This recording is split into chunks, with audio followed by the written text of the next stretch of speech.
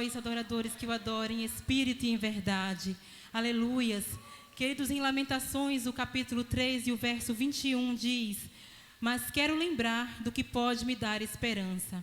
A bondade do Senhor é a razão de não sermos consumidos. As suas misericórdias não têm fim, renovam-se cada manhã. Grande é a tua fidelidade. Digo a mim mesmo, a minha herança é o Senhor, portanto esperarei nele. Louvado seja Deus, porque nós temos uma herança valiosa, que é o nosso Senhor. Portanto, devemos confiar e esperar nele, porque o Senhor é digno da nossa confiança. É digno que nós depositemos nele toda a nossa confiança, deixemos para trás a nossa ansiedade, as nossas preocupações e nos derramemos diante do Senhor, que é digno de louvor, digno de confiança é o Senhor. Se nós tivéssemos alguma herança para recebermos, talvez muitos de nós hoje estaremos mais despreocupados. Mas nós esquecemos que a nossa maior herança é o Senhor, e essa nós temos, essa Ele nos assegura. O Senhor é quem garante o nosso destino, igreja. Portanto, confia e entrega ao Senhor. E diga hoje ao Senhor: eis-me aqui, Senhor, para te dar o meu melhor louvor e a minha melhor adoração. Aleluia. Louvado seja o teu nome, Jesus. Recebe o nosso louvor, Pai. Recebe a nossa adoração.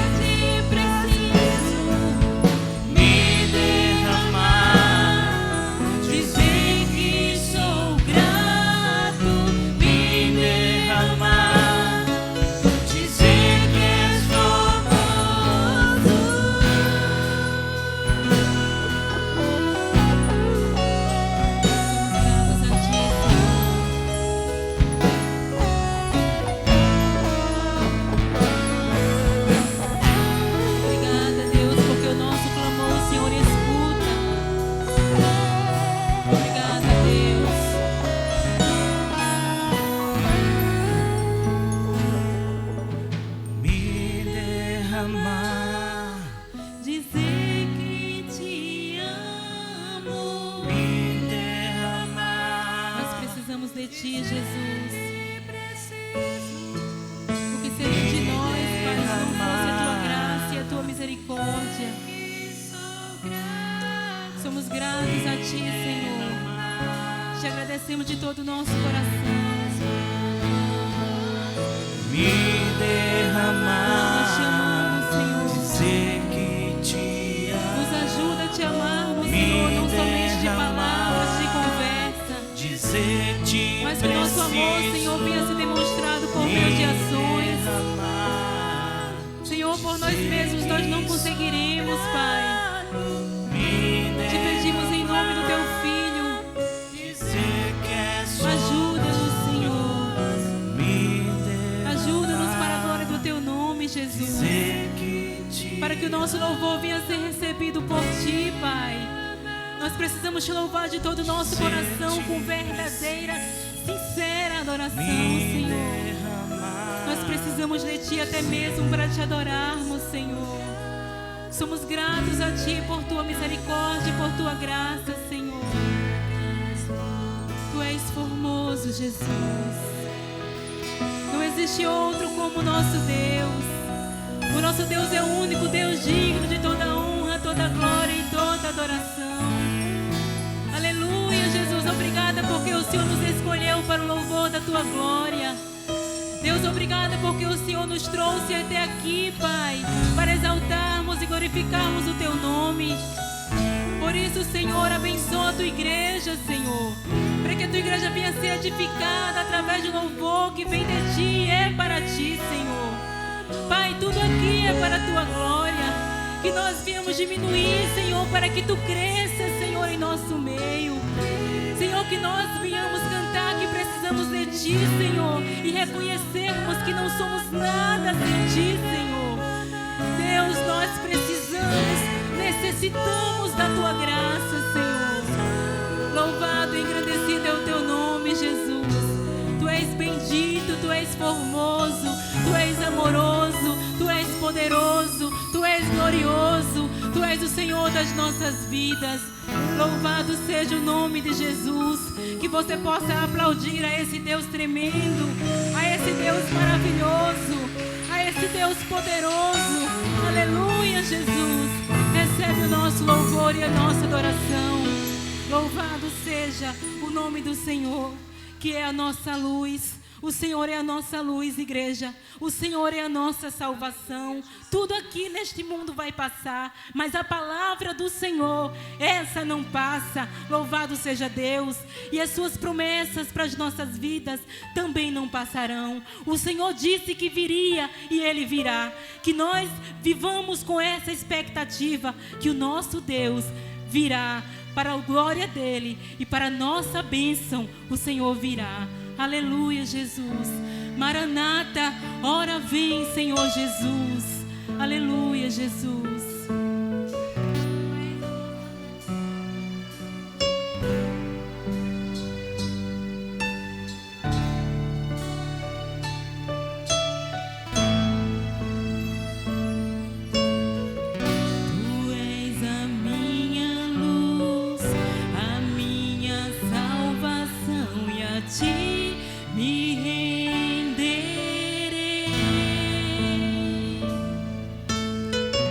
Se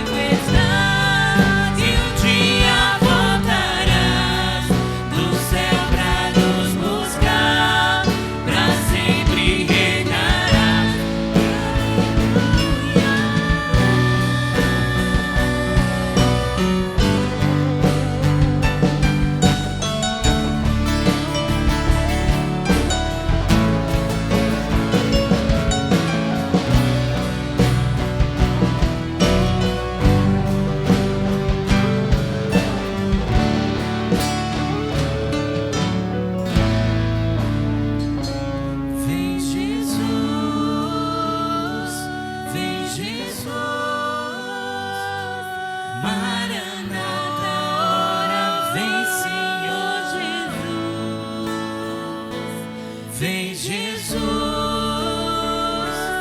vem Jesus, Maranata,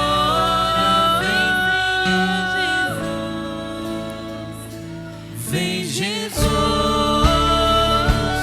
vem Jesus, Maranata, vem Senhor, ora vem Senhor Jesus. vem Jesus,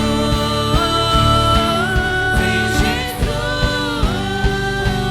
Maranata, ora vem. Só em ti confiaremos, Senhor. Só em ti confiarei, eu nada temerei. Em frente eu irei, pois eu sei que vivo estás e um dia voltarás do céu pra nos buscar, pra sempre reinarás. Aleluia. Só em ti confiarei, eu nada temerei. Em frente eu irei, pois eu sei que vivo estás e um dia voltarás do céu pra nos buscar, pra sempre reinarás. Aleluia.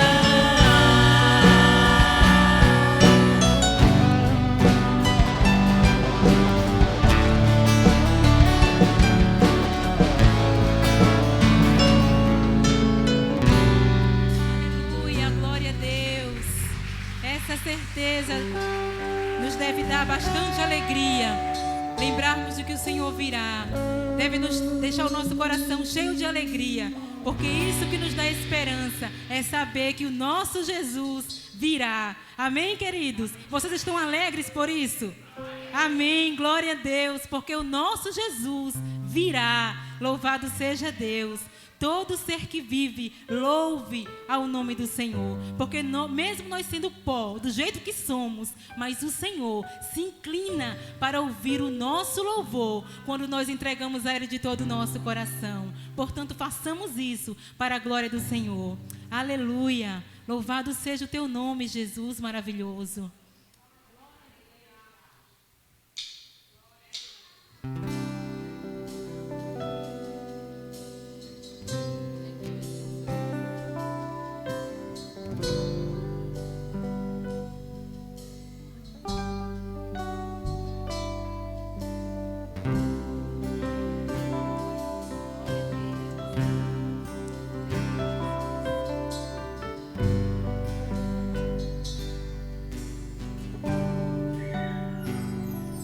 Todo ser que vive,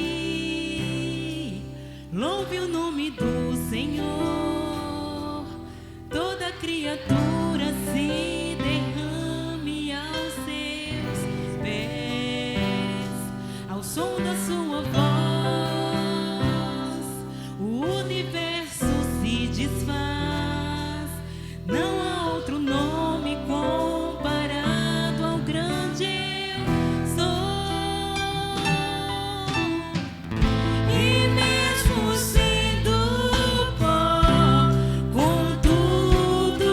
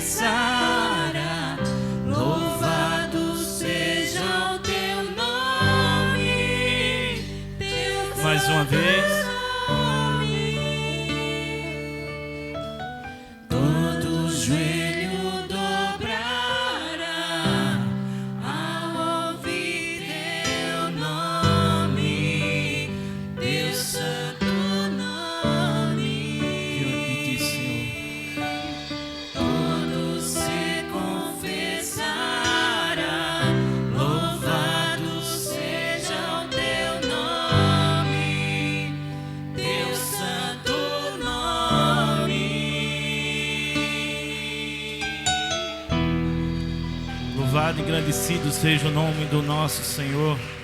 Como bem sabemos, diante dele todo joelho há de se dobrar, reconhecer que ele é Rei e Senhor, para a glória de Deus, o Pai.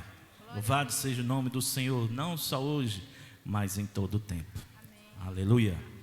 Vamos louvar o Senhor com mais uma canção. Enquanto fazemos isso, você que trouxe seu dízimo e oferta, que você possa depositar no gasofilácio. Desde já quero saudar todos os visitantes. Vocês não estão em outro lugar, não seja a casa do Senhor, então estão entre irmãos. Sintam-se em casa.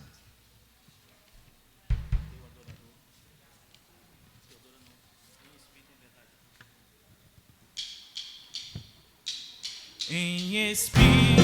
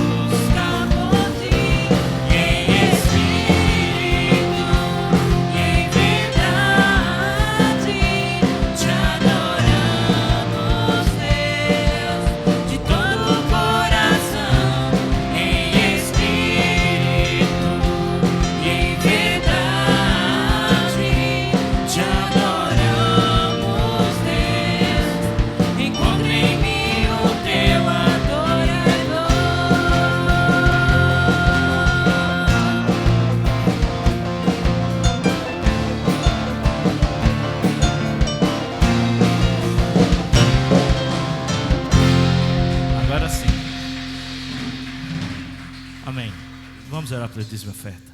Soberano Deus, eterno e bendito Pai, Deus Todo-Poderoso, nós te agradecemos pela oportunidade, Senhor, que tu nos concedeste mais uma vez de entoar cantos de louvores ao teu santo nome, que tu tenhas se agradado das nossas vidas e assim se agradado e recebido os nossos louvores.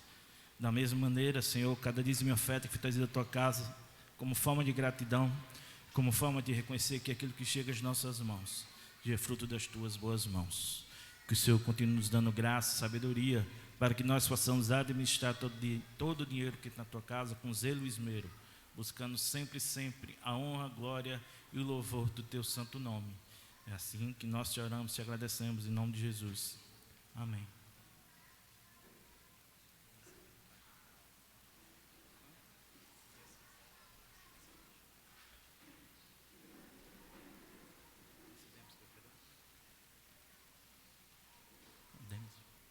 Quero convidar o irmão Demas, é ele que vai trazer a porção da palavra do Senhor para mim e para você.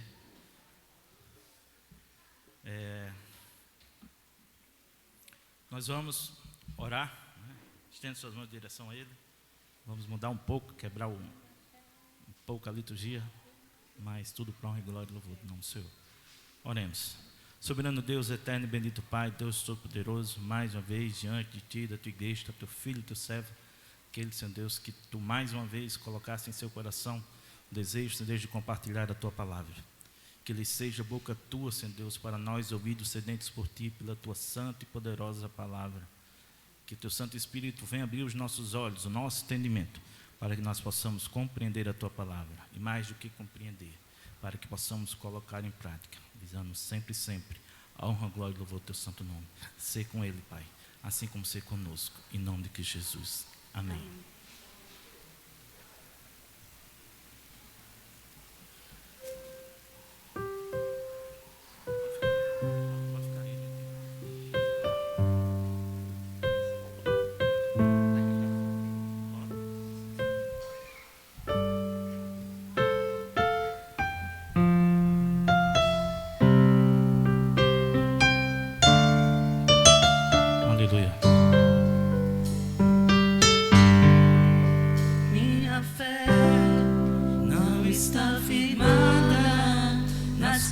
coisas que podes fazer.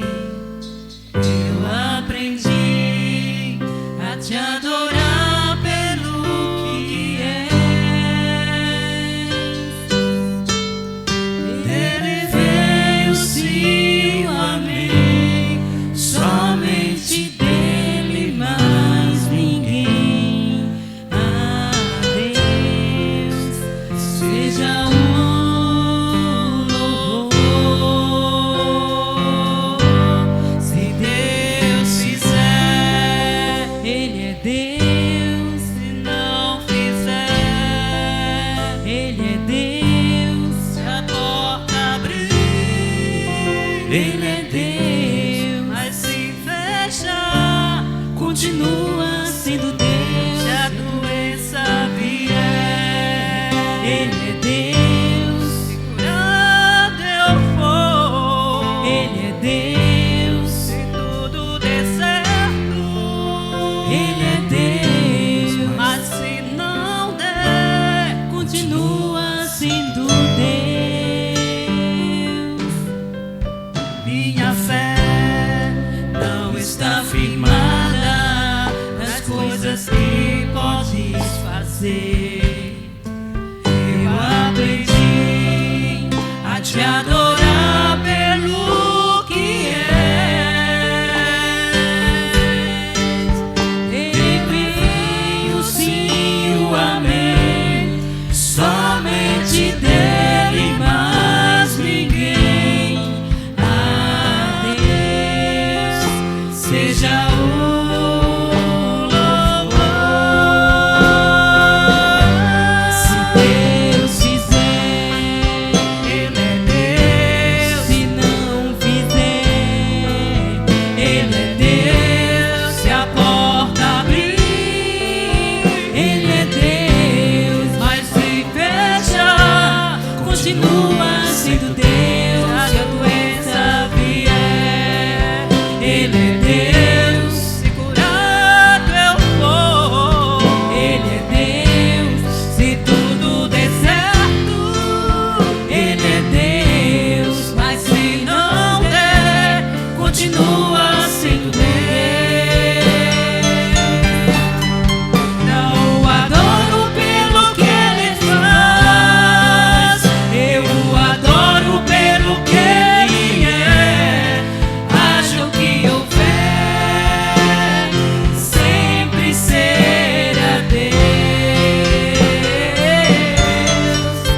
Não o adoro pelo que Ele faz, eu o adoro pelo que Ele é. Acho que houver, sempre será Deus. Se Deus fizer, Ele é Deus. Se não fizer, Ele é Deus. Se a porta abrir, Ele é Deus. Mas se fechar, continua sendo Deus. Se a doença vier, Ele é Deus. Se curado eu for, Ele é Deus. Se tudo der certo, Ele é Deus. Mas se não der, continua sendo Deus.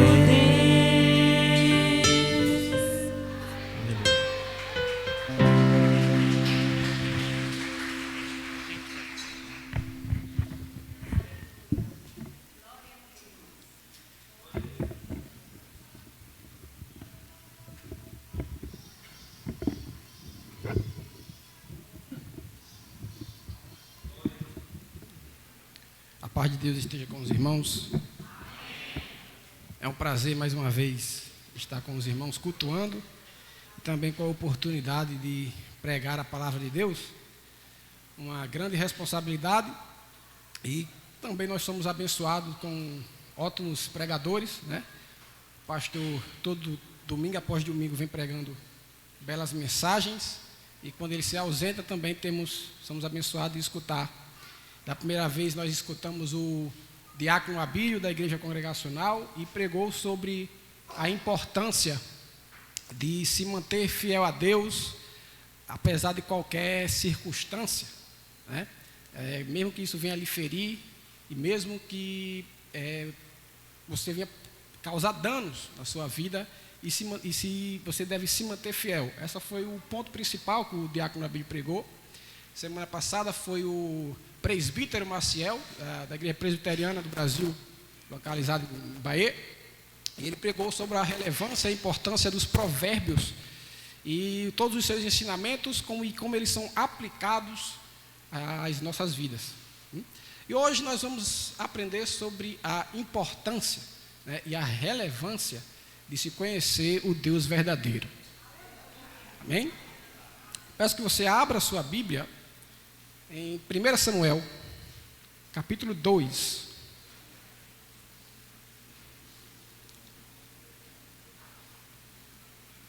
E o verso 2.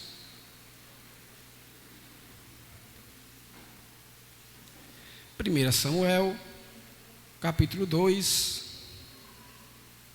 verso 2. 1 Samuel fica antes de 2 Samuel e no Antigo Testamento, Primeiro Testamento, né? Amém? Vamos ler. Não há ninguém santo como Deus. Não há outro além de ti. Não há rocha alguma como nosso Deus. Pule para o verso 6. O Senhor mata e preserva a vida. Ele faz descer a sepultura e dela resgata. Verso 7. O Senhor é quem dá pobreza e riqueza. Ele humilha e ele exalta. Amém, meus irmãos? Ore comigo. Deus amado, Deus querido, Deus todo-poderoso, te agradeço por mais uma oportunidade de estar vivo, te cultuando e trazendo a tua palavra. Mas nesse momento, Senhor, eu te peço que o Senhor nos ensine através da tua palavra, porque precisamos todos os dias. É isso que eu te peço e te agradeço. Amém. Meus irmãos, semana passada não, no meu último sermão eu preguei sobre o seguinte tema, foi sobre para onde nós estamos indo, né? Para onde você está indo. E o sermão foi fundamentado em Tiago capítulo 4, verso 14, que dizia: vocês nem sabem o que vai acontecer amanhã. O que é a vossa vida? Vocês são como uma neblina que aparece por pouco tempo e logo vai embora. Fundamentado nisso, eu falei sobre que o tempo está se passando e o relógio ele é democrático para todos, né? Você pode ser negro, branco, pobre ou rico, o tempo está passando e ele continuará passando e o tempo não para.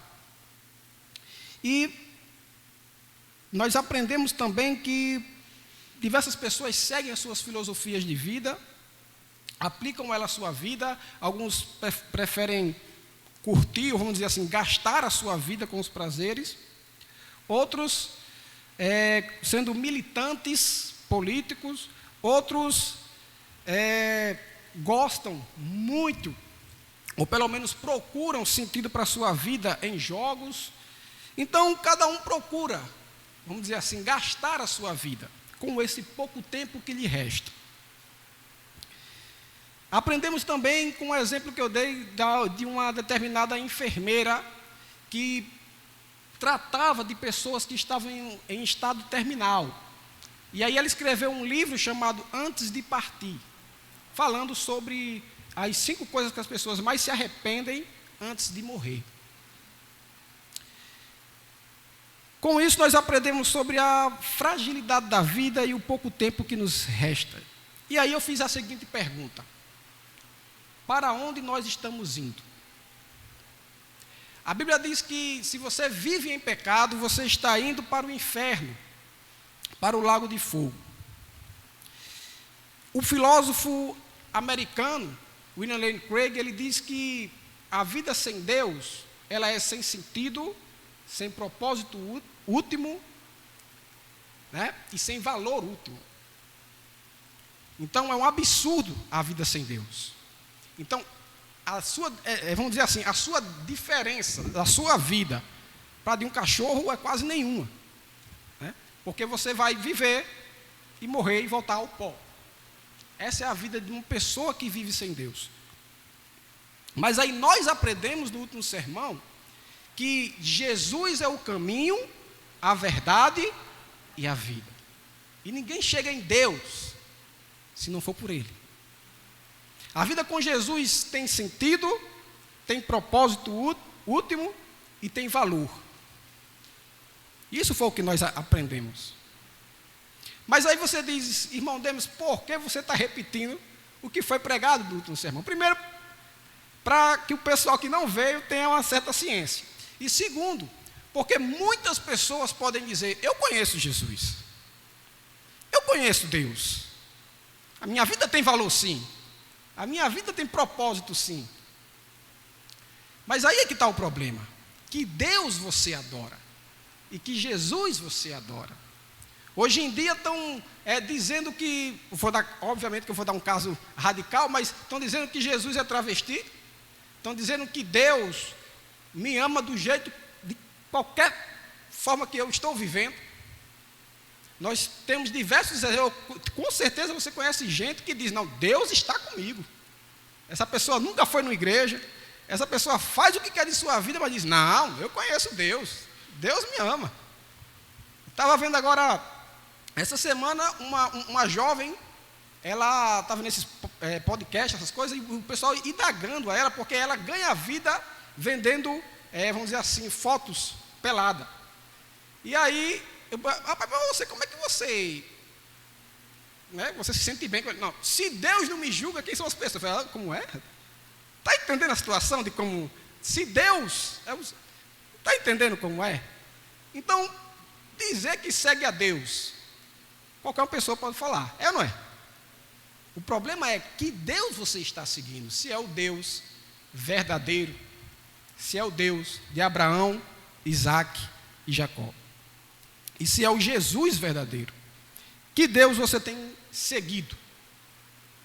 E o tema do nosso sermão é justamente esse, a importância de se conhecer o Deus verdadeiro.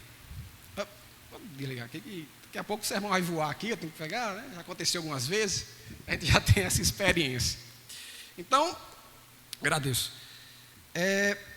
Nós lemos aqui em 1 Samuel o cântico de Ana, muito famoso, no meio evangélico, nas igrejas, é que Ana, uma serva de Deus que não podia ter filhos, fez lá um voto com Deus, orou, chorava. Deus foi lá e escutou a oração dela, abençoou ela com um filho. E aí ela ora e faz aí esse cântico a Deus, lindo, né? E que quis Deus que ficasse registrado para a igreja. E nesse cântico nós lemos o seguinte, que não há ninguém santo como o Senhor, não há outro Deus além dele, e Ele é a nossa rocha. Ele mata e Ele preserva a vida. É Ele que humilha e Ele que exalta. É Ele que dá riqueza e é Ele que dá pobreza. Na verdade, isso aí é vamos dizer assim, uma introdução de todo o 1 Samuel, que vai dizer o que Deus faz, que é pegar o humilde e exaltar, e pegar aquela pessoa que é arrogante, e Deus humilha. Porque a glória sempre é de Deus. Amém, meus irmãos? Então, qual é a importância de você conhecer o Deus verdadeiro? Aí você diz, como assim Deus verdadeiro? Hoje em dia o pessoal vive muito no relativismo, né? Mas aí, poucas pessoas procuram como Deus se revelou.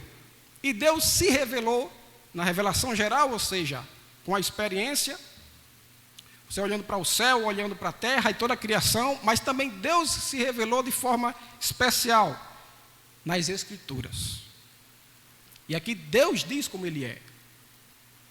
E essa imagem, muitas vezes essas caricaturas que fazemos de Deus, atrapalha aí muito a nossa adoração e os nossos relacionamentos. Porque, na verdade, nós não estamos adorando ao Deus da Bíblia, mas ao Deus que nós criamos, a nossa imagem e semelhança. Então, vamos aprender o primeiro ponto da importância de adorar, de conhecer o Deus verdadeiro. Em primeiro lugar, uma perspectiva correta sobre o Deus da Bíblia influenciará na sua oração. Na sua oração. Coisa, talvez você diga, orações eu faço todo dia, né? Mas vai influenciar em muito. Eu vou ler aqui o Salmo 139, só alguns versículos, se quiser ler em casa depois, mas eu só quero que você escute isso, o que eu vou ler. Só escute. E veja como o salmista estava falando com Deus. Senhor, tu me sondas e me conheces. Sabes quando me sento, quando me levanto. De longe percebes os meus pensamentos. Sabes muito bem quando trabalho e quando descanso. Todos os meus caminhos que são bem conhecidos.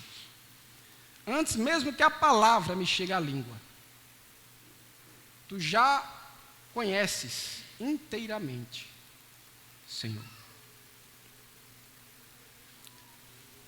Pergunta a você: como orar para um Deus onipresente e que está em todo lugar? O que isso quer dizer? Deus, o que é que você quer dizer com isso? Quer dizer o seguinte, meu irmão: se você conhece o Deus das Escrituras, Ele é onipresente, Ele está em todo lugar. E na hora da oração, é o lugar que não existe mentira. Eu posso estar pregando mentindo. As orações que fazemos aqui em cima podem ser mentira. As orações em comunidade podem ser mentira. Mas quando você entende quem é Deus e o Deus das Escrituras, o salmista diz: antes que a palavra chegue à minha boca, o Senhor me cerca. O Senhor conhece os meus pensamentos. Então o que acontece? Diante do Deus das Escrituras, não existe mentira. É você e Deus. É você e Deus. E você está diante de um ser que conhece você muito mais do que você mesmo. Então ali cai todas as máscaras. Eu acredito, assim, uma opinião minha, né? Não é nada. Eu acredito que é o momento mais importante do estágio da vida do cristão. É a oração sincera.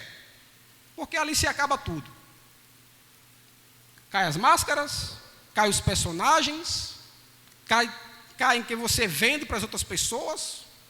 Ali é você e quem realmente conhece você. O que falar? O que dizer? E hoje as pessoas, às vezes você tem um irmão na determinada igreja que os meninos, porque é coisa de jovem só faz brincar, zoado de tudo, né? E que os irmãos falavam umas palavras tão lindas, né? Falavam umas palavras tão incríveis assim, as coisas tão, né? Vai ter Machado de Assis na hora da oração. Eu, rapaz, que coisa incrível, né? Aquela coisa assim, rapaz, né? Lindo, achava lindo e incrível. Mas que uma coisa que percebemos que era forçada. E tem uma música da banda Catedral, que é O Silêncio, e que o cantor, parafraseando Jesus, ele diz: quando orares, não sejais como artistas que falam palavras que não são suas e usam máscaras decoradas. Palavras de Jesus, que diz, né, quando vocês orarem, entra no silêncio, né, entra no teu quarto, sabe? Porque ali é você e Deus. E você não tem muito o que dizer. Você vai dizer o que diante de Deus? Você vai dizer o quê?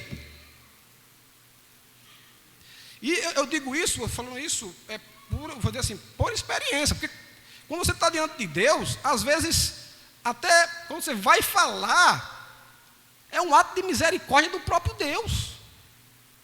Porque você diz, meu Deus do céu, quem sou eu? O quanto eu tenho pecado diante de ti, Senhor. O que que eu vou... Às vezes o nosso problema, exemplo, nosso problema é uma dor de cabeça. Né? E a gente vai lá e faz aquele tempestade num copo d'água.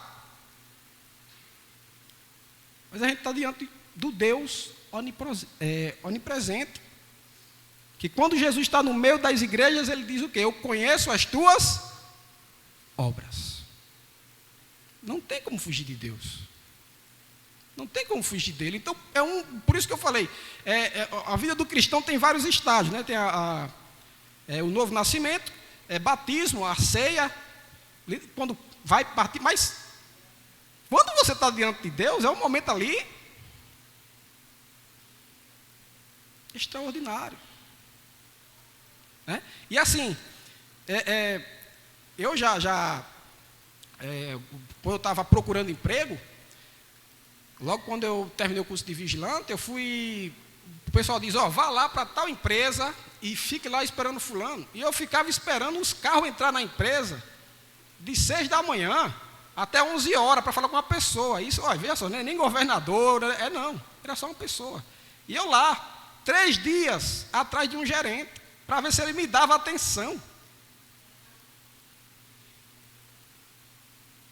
Entendeu? Então, isso, você vê o povo fazendo isso por político.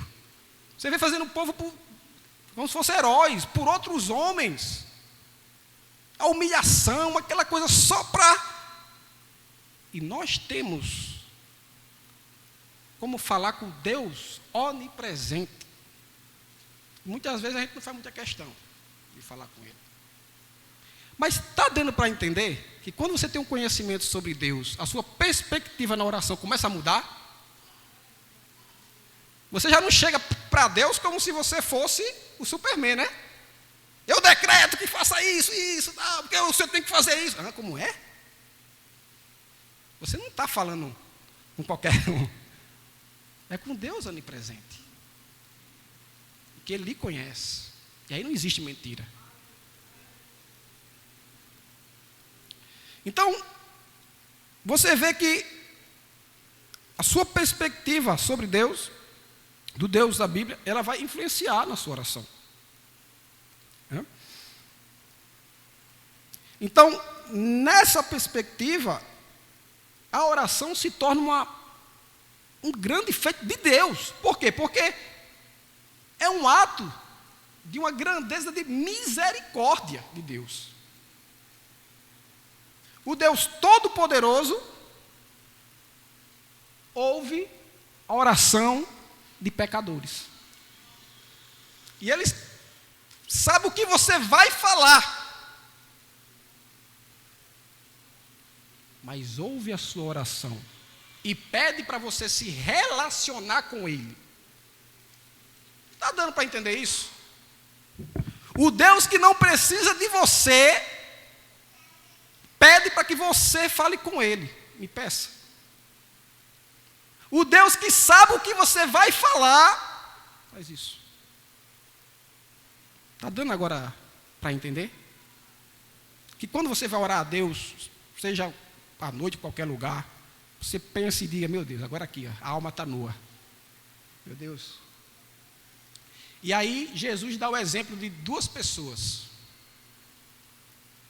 Um homem que se gloriava do que fazia, eu fiz isso, eu fiz aquilo outro, e tarará, e tarará. E um homem que não conseguia olhar para o céu. E dizia, tem perdão de mim, porque eu sou um pecador. Essa é a perspectiva que nós devemos ter. Nós dependemos dele. Ele conhece tudo.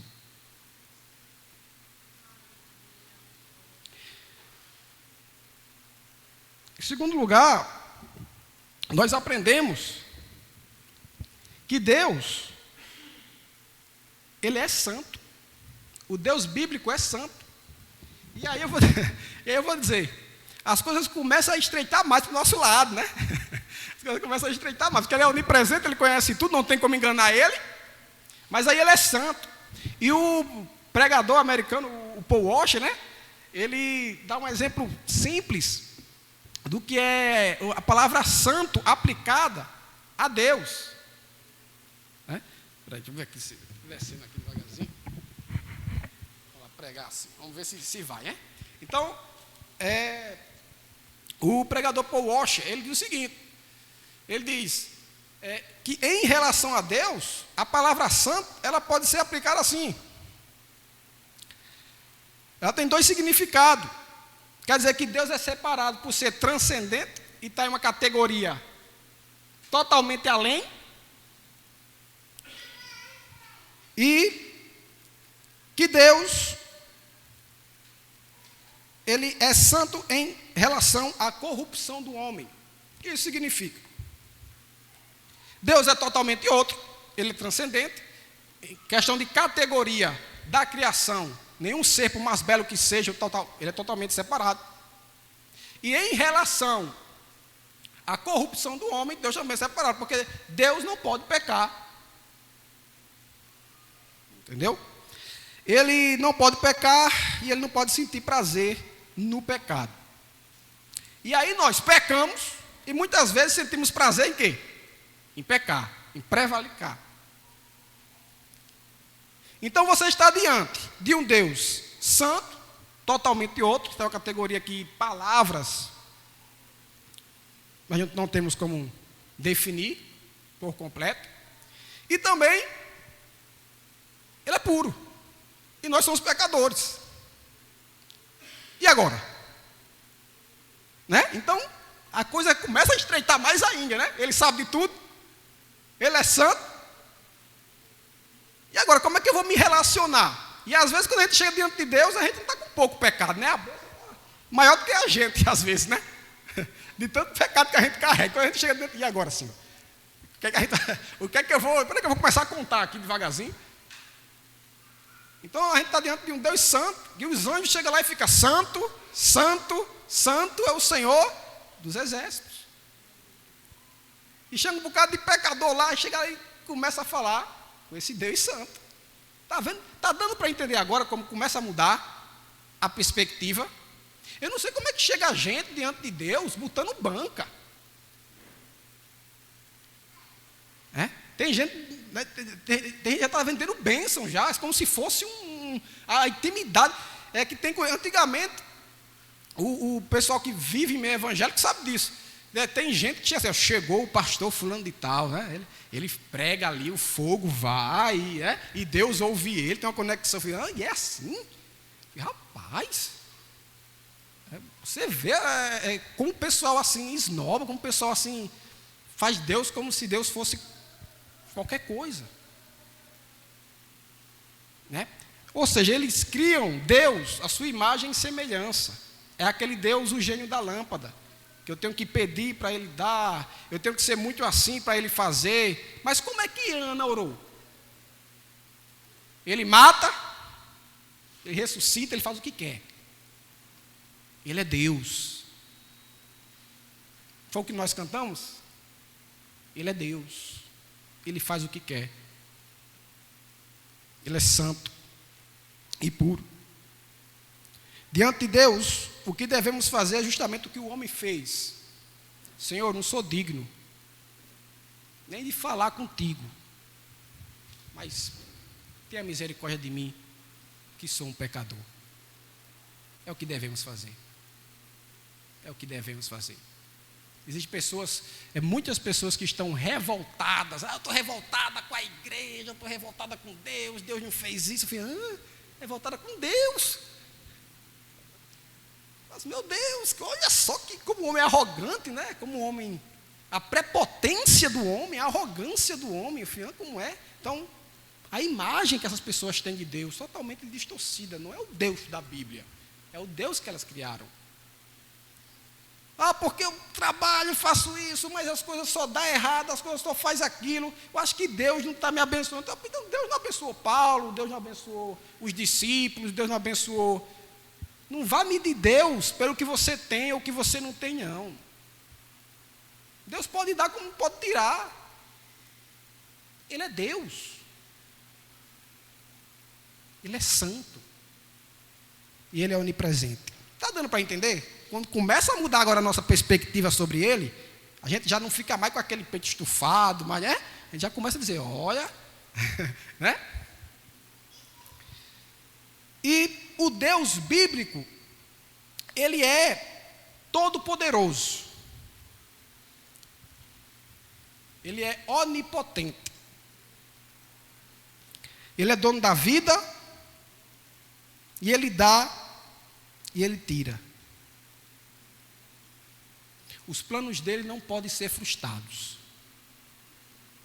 O que Ele decretou vai acontecer. O que Ele disse em sua palavra vai acontecer. Ele é o Deus Todo-Poderoso.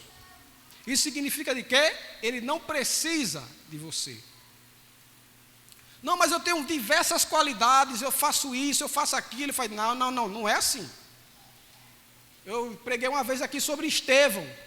E a gente começa a falar, poucas pessoas, você pode ver. Na Bíblia sempre alguém tropeça, né? Você vê Pedro, alguém vai ali, peca aqui, né? Você vê outra, quase Davi, você vê, sempre alguém tem um pecado. Você vê Estevão, você começa a procurar, né? Toda vez que a Bíblia fala de Estevão, cheio do Espírito Santo de Deus. Cheio do Espírito Santo de Deus.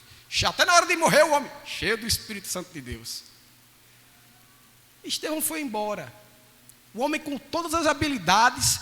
Imagine Estevão se tivesse mais tempo de vida aí com a igreja, né? Tal. Então, para eu, como homem, dizia, não, um homem desse, olha quanto esse homem ia contribuir para a igreja, com a igreja crescendo. Imagina só ele, Paulo, né? Pedro, todo mundo junto ali, assim, aí Deus vai e leva ele. Aí quem sou eu para entender os planos de Deus? Porque Ele faz o que quer. Ele é o Deus Todo-Poderoso. Amém, meus irmãos? Dito isso, a perspectiva correta sobre Deus influenciará na sua conduta em relação aos problemas. Muita gente por aí está vendendo a ideia de que você, o crente, é um Superman. Né? Ele não passa por problemas. Pelo menos essa mensagem, o pastor Ronaldo é muito corajoso em me deixar pregando assim, porque pelo menos essas mensagens que são pregadas aqui, elas não são de encher a igreja, né? A de encher a igreja, você vai receber tal coisa, vai, levanta aí, a gente faz aquilo e tal, pode trabalhar, que amanhã você está com a moto, vai estar com o carro e tal. É mais ou menos isso. É essa imagem de Deus que lhe é vendida. Né? Mas o Deus da Bíblia, Ele fala sobre problemas, sobre dificuldades e como a igreja deve passar por elas. O que é que Jesus diz? No mundo, vocês vão ter aflições, vocês vão sofrer. Eu venci o mundo, Ele diz. Quer dizer que nós vamos vencer também. Entendeu? Mas o que acontece? Quando estiver aqui, vai ter peleja. Vem doença, vem perseguição, né? Vem gente ruim perto da gente. Vê a gente também ruim, abusando os outros. E vai ficar nessa briga aí, a gente peca, mas se levanta. E pede perdão a Deus e vai. Então, Jesus ensina. Né? Porque os problemas, eles também são democráticos. Ele vai atingir a todos. E a Bíblia deixa isso claro. Deixa claro. E aí, meus irmãos, assim como vocês escutaram aqui, quando eu li o Salmo 139, você ali no silêncio com Deus, sua alma nua, sem ninguém por perto, sem máscara, você e Deus. Agora, eu vou ler aqui, e você também preste atenção, um hino que eu gosto muito, e que ele retrata, vamos dizer assim, a passagem, vamos dizer assim, do cristão, diante dos problemas. Olha só o que diz a letra desse hino. O nome do hino é Espinhos. Senhor Jesus, eu não entendo o espinho. Vou repetir. Senhor Jesus, eu não entendo esse espinho. Mas se a cruz é o fim deste caminho, dai-me mais graça.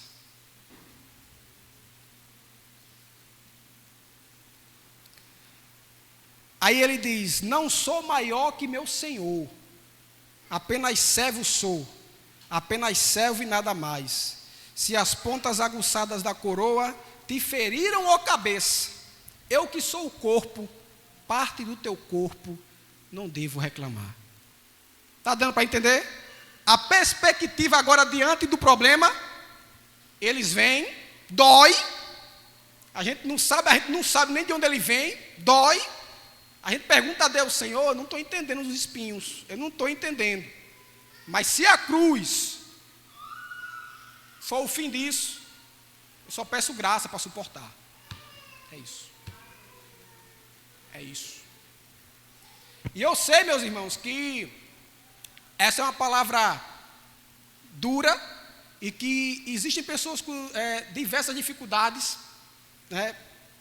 Problemas de um boleto a se vencer, a perder um filho ou a perder alguém que ama muito, e que essas palavras não são para algumas pessoas, não, eu quero que seja resolvido, mas a perspectiva que a Bíblia diz é essa: Senhor Jesus, me dá graça para suportar. E sempre que eu passo por dificuldades e problemas e sofro, eu sempre penso no seguinte: quando eu começo a tentar reclamar e fico reclamando naquela coisa toda, aí eu olho para o alto e digo: se Jesus Cristo, o único homem santo e puro que pisou nessa terra, passou pelo que passou, quem é Deus para não passar por problema? Dói, nós choramos, tentamos reclamar, mas a perspectiva aqui é essa: dai-me mais graça. Eu não sou maior do que meu Senhor, eu sou servo, mas eu sei que Ele está comigo. É o que devemos. Essa é a perspectiva. Porque nós entendemos o Deus verdadeiro. Nós olhamos para o alto, que é onde vem o nosso socorro. O apóstolo diz: sei o que é passar necessidade e o que é passar fartura. Aprendi o segredo de viver contente em qualquer situação. Alimentado, com fome, tendo muito ou tendo pouco. Tudo posso naquele que me fortalece. Entendeu? Tá aí, se você vai medir Deus, se você não estiver passando problema, se tiver tudo, uma gordura sobrando, se tiver tudo, então Paulo foi o maior pecador, porque passou por diversas situações. Mas o importante é que Deus fortalece, é que Deus está conosco, é se manter fiel e ser achado fiel, que é o que a Bíblia diz, e Ele tendo misericórdia de nós. A perspectiva correta sobre Deus vai influenciar sobre a nossa visão sobre a igreja. Muitas pessoas têm a perspectiva de que a igreja, o templo aqui e o culto, só tem pessoa santa, né? Ninguém erra, ninguém peca e tal, e essas pessoas começam a sair ou pular de igreja a igreja quando começa a pipocar escândalos ou quando vêem coisas que não lhe agradam. Mas por quê? Essa imagem, essa perspectiva, não é a perspectiva que o próprio Jesus disse. Jesus disse que haveria escândalos, mas ai porque vem os escândalos, mas vai ter. E ele diz, são inevitáveis. Por quê? É um conjunto de gente, um conjunto de pecador, né, que está aprendendo a viver de acordo com Deus. Então eu já escutei de pessoas dizendo, mas rapaz, depois que eu entrei na igreja eu me decepcionei, tem muita coisa errada. Eu fiz, olha a pessoa mais certa do mundo, né? Mas está dando para entender. A perspectiva errada, você começa a tomar decisões equivocadas por causa da sua perspectiva. É uma visão errada. Agora, quando você começa a olhar para a Bíblia e para o Deus das Escrituras, Ele já avisou isso para a gente. Vai ter escândalo, vai ter problema. Olha, se não tivesse problema, você nunca leu as cartas de Paulo, né? Que ele diz, irmão, perdoe fulano, irmão, seja fulano com fulano. É isso aí, está Paulo escrevendo, está Tiago escrevendo. Ó, irmão, segura a língua. Irmão, então por quê? Porque a igreja desde sempre deu trabalho. Entendeu? Então, a perspectiva correta sobre Deus vai influenciar a nossa perspectiva sobre a igreja. Entendeu? O que acontece? Você quer ver aí uma coisa, eu falo por experiência, né? Uma coisa que atinge muitos católicos e evangélicos, chama-se o amor intrínseco, né, ao líder. Essa semana eu estava conversando com um senhor que disse: olha, eu só vou para determinada missa. Por quê? Mas por quê? O que é que tem lá? Aí ele disse: não, porque lá, o padre de lá, ele tem um poder e tal, e tal, e tal. Aí eu falei: não, mas certo. Mas se ele morre, o que acontece? Aí eu já não vou mais. Está entendendo a lógica pessoal? Aí você diz: não, mas a igreja católica. Não, o evangélico tem muito, rapaz. Tem evangélico muito mais do que católicos. Quer um exemplo? Quando o pastor, não, o pastor está vivo, né? Mas quando o pastor morre ou sai, metade da igreja vai embora. Não precisa nem morrer e sair, ele só precisa ficar de fé, precisa, né? Passar um tempo viajando, fazendo seminário, o pessoal já não vem mais. Está dando para entender isso aqui? Porque o amor não é a Deus, não é Jesus Cristo, não é o cabeça, é sempre ao líder. É sempre quando o irmão Demos vai pregar, eu vou. É sempre quando. E isso, eu conversando com o pastor Berg, lá da igreja congregacional, é a mesma coisa, em todo lugar é assim. E Demos, é desse jeito. Se eu for, pessoal, se eu não for, já tem um grupo que não vai. Porque o pessoal é um pensamento limitado. Porque, exemplo, é homem, né? Nós somos homens. Tem um determinado tempo. E a nossa fé é em Jesus Cristo. Então, essa perspectiva equivocada faz o pessoal tomar essas decisões. Está vendo como é importante a perspectiva do Deus bíblico? É muito importante. Está dando para aprender? Então, vamos lá, né? Estamos aprendendo junto aí.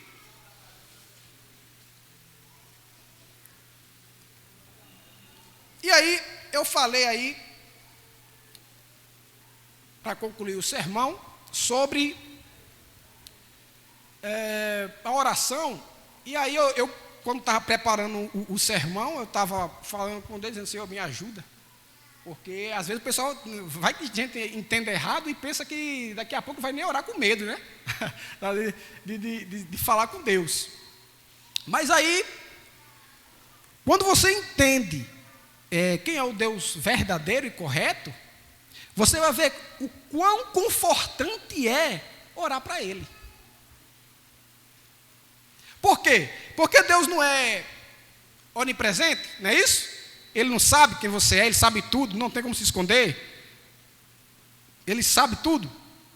Isso quer dizer também que Ele conhece todos os seus problemas.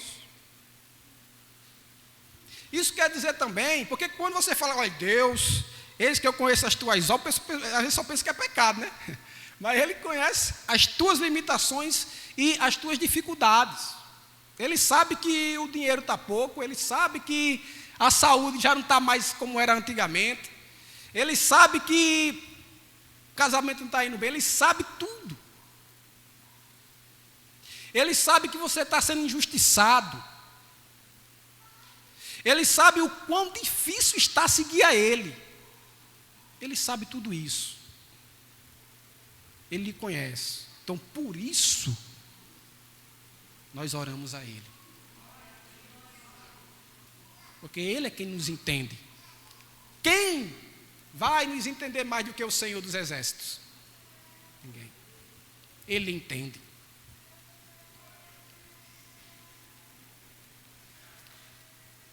Quando nós estamos... isso aqui é muito lindo. Porque quando nós estamos sofrendo sozinhos, que ninguém entende as nossas dificuldades, que ninguém entenda a nossa dor, seja isso uma depressão, seja isso problema que for, que ninguém que está por perto pode resolver. Nosso Deus está vendo, Ele está olhando. E isso é que nos conforta a orar. É isso que é confortante. porque Ele está nos vendo a todo momento. Quantas vezes nós nos sentimos sozinhos, injustiçados, mas Deus sabe que você está certo e Ele está perto de você. Ainda que todos lhe abandonem, Deus está perto de você, porque Ele está em todo lugar. Ele te protege. Ele está vendo a sua luta. Então, por isso, você deve orar ao Deus onipresente. Agora, olha isso aqui. Ele é santo. Todo mundo aqui é pecador. Todo mundo aqui erra. Ele é santo e puro. Mas Ele é o único que perdoa pecados. É o único que tem poder de perdoar pecados. E Ele é o único que perdoa os teus pecados. Eu vou falar isso de novo. Ele é o único que pode fazer isso. Então a pergunta é, quer dizer que eu não vou orar? É claro que eu vou orar. Se Ele é o único que pode me perdoar. Quantas vezes Davi, o homem segundo o coração de Deus, fez coisas terríveis. E o que é que ele fazia? Vou ficar distante de Deus porque... Não. Mergulhar a cabeça no chão e lamentar pelos pecados, porque Ele é o único que pode perdoar o meu pecado. Mas, irmão, eu estou errando faz tempo, eu não posso perdoar seus pecados. O pastor não pode. A igreja, nós não acreditamos em um sacramento que vai perdoar, mas nós acreditamos no Deus da Bíblia, que perdoa pecados. E se você confessa Jesus Cristo como Salvador, de todo o coração, Ele perdoa os seus pecados. E Ele perdoou diversos homens que pecaram na Bíblia, que estão registrados esses pecados. Nós temos de homicídio, traições, perseguições a homens de Deus, negação. E Ele perdoou. Talvez o seu pecado, não estou aqui com uma régua para medir, mas eu sei que Deus perdoa o seu pecado. E aí, por isso que nós devemos orar a Ele. E Ele também é onipotente e governa o universo. É isso aqui. Às vezes a gente chega assim em Deus e às vezes a gente pede coisa tão pequena, né? Mas Ele é o Senhor do universo. Isso significa dizer o seguinte: nessa perspectiva, o seu problema para Ele é nada, só basta Ele querer.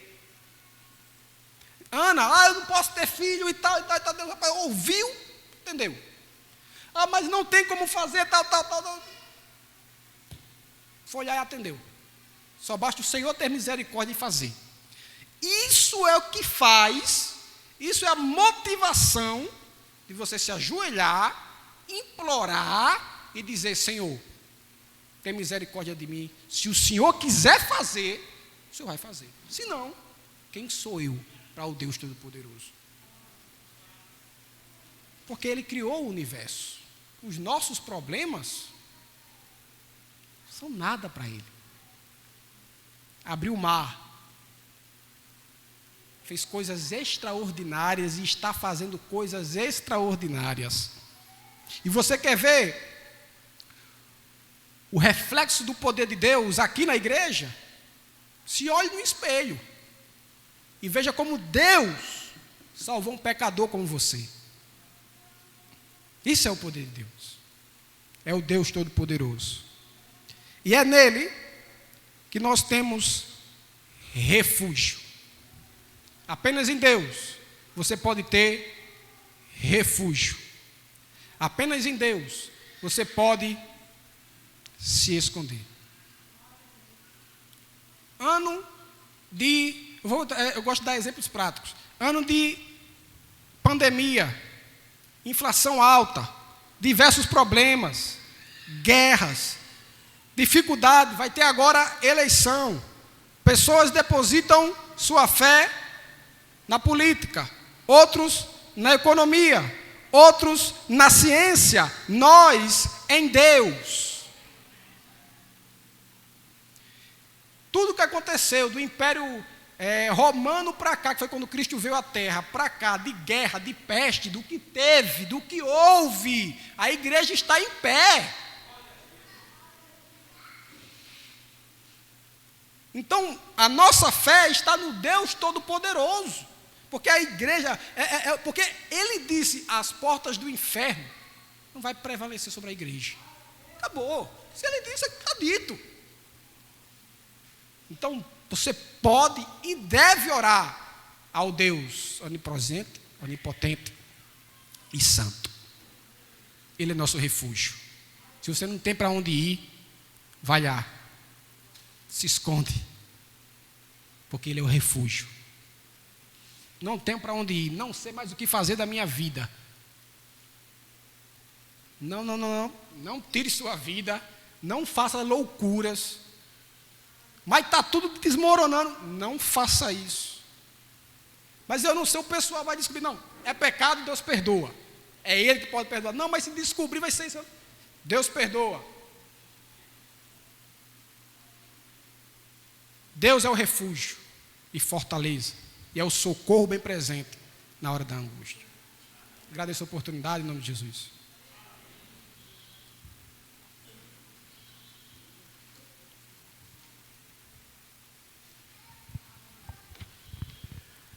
Amém. Boa noite a todos. Graça e paz. Pela bondade do Senhor retornando hoje e que a gente possa pensar acerca disso que o nosso irmão Demerson acabou de falar. Eu sempre costumo dizer que toda ideia tem consequências, não é assim? Toda ideia tem consequências. Se você tem ideias pequenas, as consequências são pequenas. Se você tem ideias grandes, as consequências são grandes. Hitler um dia teve uma ideia de criar uma raça superior, uma raça ariana. E para colocar a sua ideia em prática, ele matou milhões de pessoas. A mesma coisa com Mao Tse Tung, a mesma coisa com Gengis Khan, e a mesma coisa com tantos outros genocidas que já existiram na história. Tudo começou a partir de uma ideia. Ideias têm consequências. Deus é a maior das ideias. Logo, Deus, ou a ideia de Deus, tem a maior das consequências. Se você tiver uma ideia equivocada de Deus, você vai ter o Evangelho contra você. O Evangelho não estará ao meu favor. O Evangelho não estará ao seu favor. Se a minha ideia de Deus e se a sua ideia de Deus for contrária ao que a Bíblia nos mostra que é a ideia correta acerca de Deus. O nosso maior problema é o problema do povo de Deus ao longo de toda a história. Só existe uma coisa que pode fazer o povo de Deus perecer. Não é o diabo, não são as lutas, não são as provações, não são as doenças, não são as pandemias. Sabe qual é a única coisa que pode fazer o povo de Deus perecer? A falta de conhecimento do Senhor. Oséias diz, o meu povo perece por falta de conhecimento, ou o meu povo perece por não me conhecer. Nós investimos tempo e investimos recursos em conhecer tantas coisas, mas nós não queremos investir tempo em conhecer a Deus. Nós não queremos orar, nós não queremos ler a Bíblia, nós não queremos ter mais intimidade e relacionamento com o Senhor. Por isso nossas reuniões de oração estão cada vez mais vazias. Quando eu digo nossa, não falo só da nossa aqui, mas de igrejas em geral. Por isso que nossas reuniões de estudo bíblico estão cada vez mais vazias, porque os cristãos estão mais interessados em adquirir outro tipo de conhecimento do que o conhecimento de Deus. Alegrei-me quando me disseram, vamos ao shopping. Alegrei-me quando me disseram, vamos ao aniversário. Alegrei-me quando me disseram, vamos à praia. Alegrei-me quando me disseram, vamos ficar em casa sem fazer nada. Mas chegou o domingo. E são poucos, muito poucos, os que podem dizer a mesma coisa que o salmista disse. Eu me alegrei quando me disseram, vamos para a casa do Senhor. O que está faltando para nós é o que falta justamente o que o salmista tinha de sobra. O salmista dizia, eu prefiro passar um dia em tua casa do que 1000 dias em qualquer outro lugar. Por não conhecermos a Deus, é que preferimos outras coisas ao invés de Deus. Óbvio que eu não estou falando de quem não pode vir. Eu estou falando de quem pode e não quem quer ir. Pode, mas não quer vir.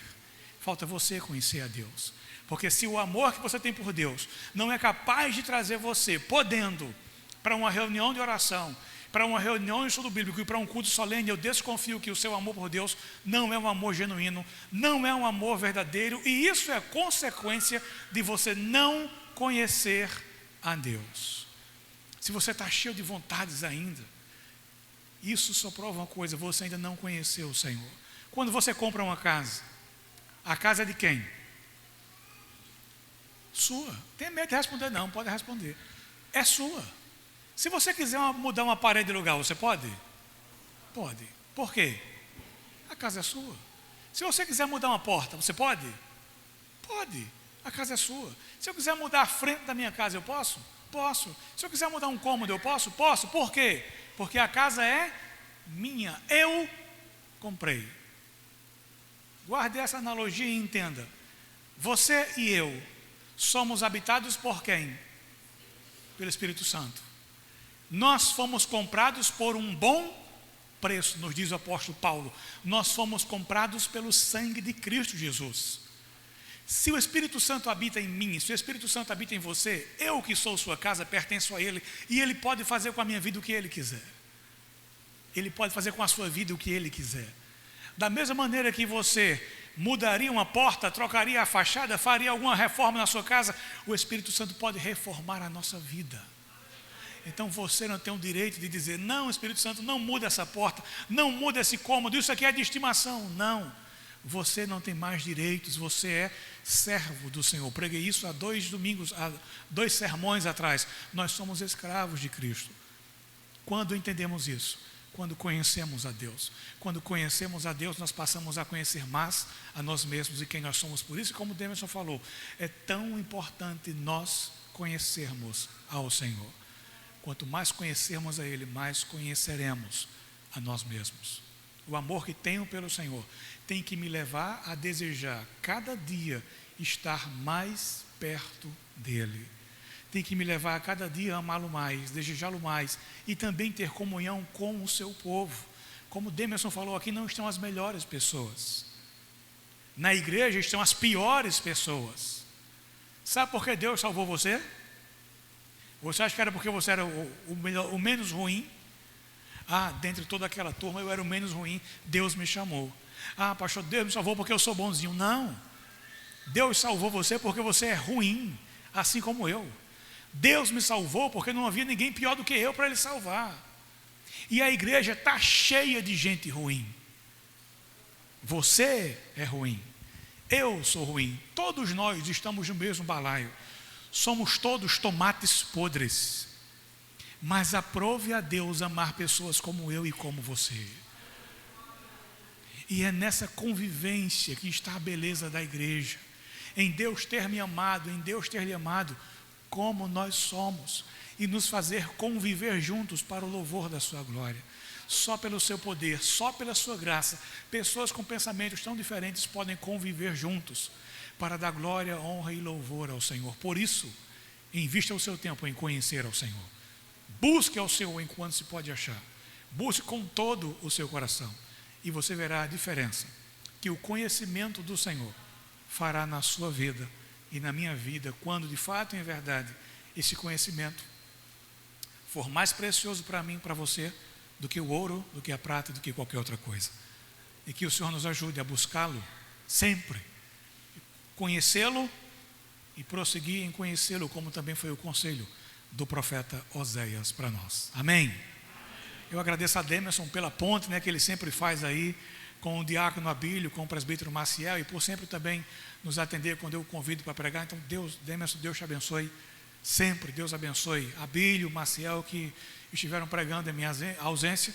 E para a tristeza dos irmãos, eu estou de volta, depois desses dias afastados aí, pouco tempo na verdade, mas estou de volta. E essa semana nós já retomamos as nossas atividades eclesiásticas para a glória, honra e louvor do nosso Senhor. Nosso aviso de praxe, você já sabe quais são, Terça-feira, nossa reunião de oração, 7:30 da noite, venha. não deixe de vir. Invista tempo na oração. Como o Demerson falou, ore ao Senhor.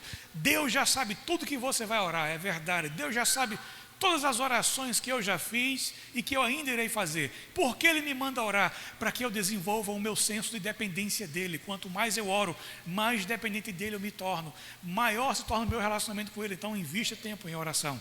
Quinta-feira, nosso estudo bíblico, 19h30, venha. Vamos dar continuidade ao nosso curso básico de teologia. Então, você é nosso convidado para estar presente. Os homens se reúnem sempre às quartas-feiras, às 7h30, aqui no anexo da igreja. A intercessão aos sábados, às 15h, a mocidade aos sábados também, só que à noite, às 19h. E domingo, o nosso culto solene. Não deixe de vir. Venha, e se possível, convide alguém. E lembre-se, como eu sempre falo, venha com expectativa no coração de que Deus vai falar com você. E com certeza, Ele terá uma palavra para mim e uma palavra para você, no nome de Jesus. Amém? Josi tem um aviso. Graças e paz, irmãos. Bom, vim para os meus avisos, né? Infelizmente, vou pegar para dizer que eu estou mentindo.